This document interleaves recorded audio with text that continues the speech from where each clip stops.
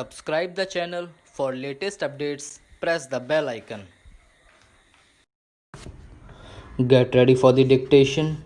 At the count of 3, 2, 1, start. Mr. R.K. Singh, Learned Senior Counsel, appearing for the respondent accused, countered the above arguments addressed on behalf of the appellants by contending that right to liberty was a fundamental right of a person under Article 21 of the Constitution of India, and that right could be curtailed only by a procedure known to law, and if that procedure established by law is not followed by the courts while refusing to grant bail, it is open to the aggrieved person to challenge and re-challenge the same before an appropriate forum.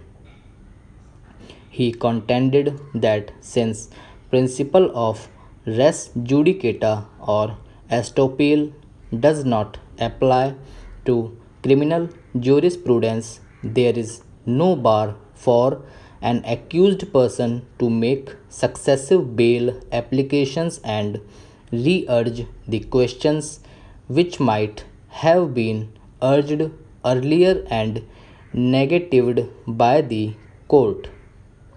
Therefore, it is open to a court considering the grant of a fresh bail application to reappreciate the material on record and come to a different conclusion, even though the same has been rendered by a superior court. In other words, the rule of finality does not apply to bail petitions. He further submitted that the courts below, while considering the evidentiary value of the retracted confession in the earlier bail applications, did not really appreciate the true legal position in law, and as enunciated by this court in Haricharan versus State of Bihar AIR 1964 SC 1184, which had laid down that a retracted confession is a weak type of evidence. The learned counsel argued that in the present case, apart from the retracted confession of one of the co-accused, there is no supporting or corroborative evidence available for the prosecution. Hence, it is crystal clear that the prosecution has failed to establish a prima facie case. The learned counsel also contended that the material available on record in this case against the first respondent is not even sufficient for framing charges, even though charge framed are not challenged. Commenting on the order of this court in the second of the cases supra, he contended that this court has not given a finding that there is a prima facie case against the respondent accused, nor has it dealt with the question of the evidentiary value of the retracted confession. Hence, the High Court was justified in going into these aspects of the case and coming to the conclusion that the prosecution case does not establish a prima facie case against the respondent accused.